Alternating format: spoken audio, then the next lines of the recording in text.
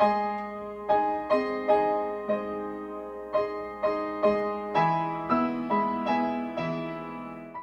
eighth inventor is Genevieve Pfeffer, who, with her sister Georgine, created a Kewpie-style doll called Splash Me. Genevieve was born December 8, 1890, and was part of a wealthy San Jose family. San Jose is about 49 miles southeast of San Francisco. She eventually attended Stanford University and the Mark Hopkins Institute of Art, though the school's building, the Hopkins Mansion, was destroyed in the 1906 earthquake. The art school eventually acquired a replacement building and reopened as the San Francisco Institute of Art. However, there is no evidence that Genevieve attended this new school, hence she was most likely a student before the age of 17.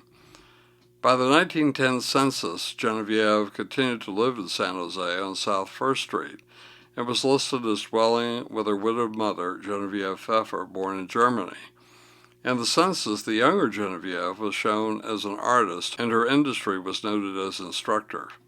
Nevertheless, by 1917, Genevieve and Georgine created the Splash Me doll using the pensive Kewpie called the Thinker as a model. Yet the doll was sufficiently different from the Thinker to warrant a design patent.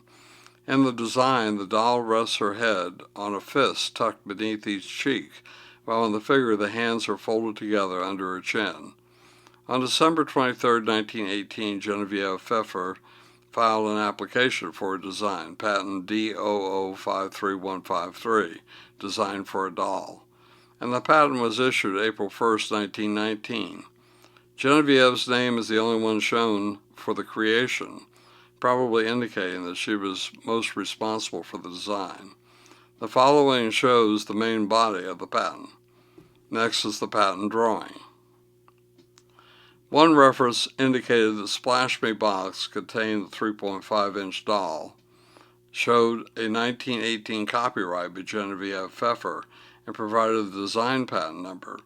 The name Jean George also appeared. Apparently, the Pfeffer doll business was indeed called Jean George, and this was formed from the first 4 letters of Genevieve and the first 6 letters of Georgine.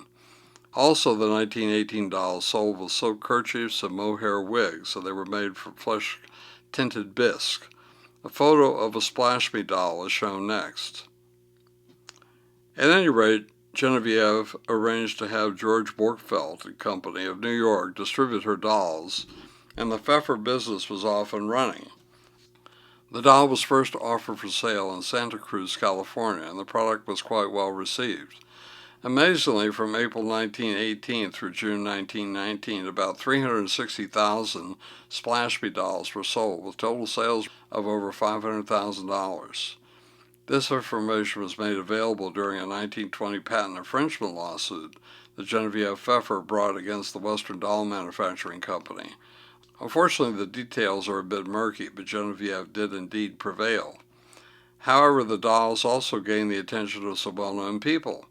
In fact, Mary Pickford, the movie star, said in the Splash Me ad, "Splash Me's are a delight to have around, and one cannot help but smile when looking at them."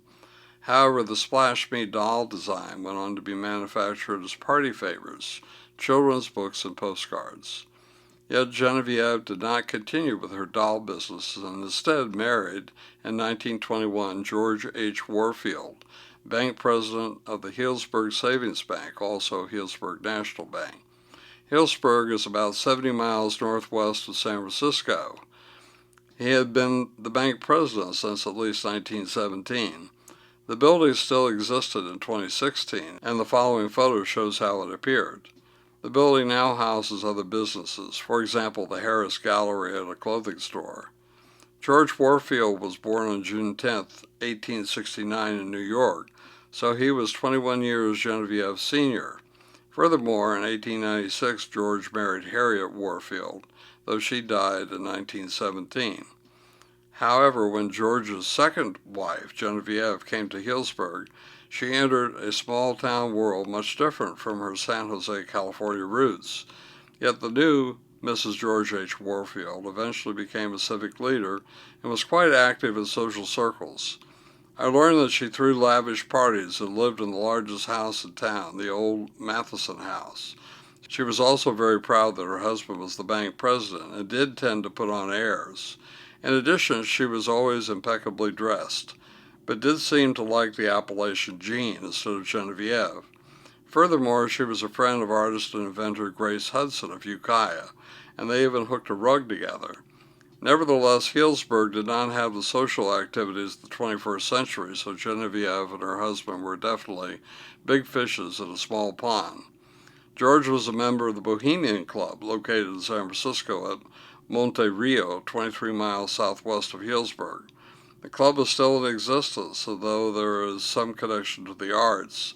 The organization is apparently noted for their somewhat flamboyant celebratory activities. Certainly drinking was among the pastimes, and this corresponds with the fact that the boardroom of the bank where George worked also had a bar. The Warfield home was immense, and the next two images show how it appeared in 2016 at 751 South Fitch Mountain Road. However, it has been further expanded since Genevieve's time.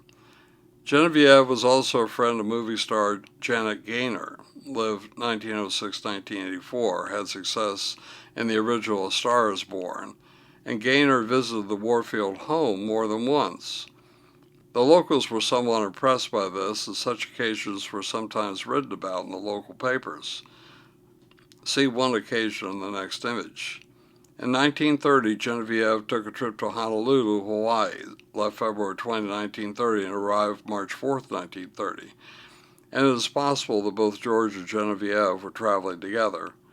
Also, the 1940 census shows Genevieve and George still married and living in Healdsburg, in the same house on Fitch Mountain Road. In the census, George was listed as 70, and Genevieve was shown as 49. However, these dates might be in error by 1 year. George H. Warfield died on June 21, 1947. He is buried at Oak Mound Cemetery. Genevieve died on December 11, 1985, at age 95, and she is buried at Oak Mound Cemetery as well. I searched for the Warfield graves, but the headstone, not an upright one, seemed in October 2016 to be buried under foliage that was interspersed with poison ivy. I was not dedicated to taking a photo under those circumstances. Genevieve had no children, so her dolls are the offspring that survive her. For many years, the dolls were copied and sold, so this progeny became numerous indeed.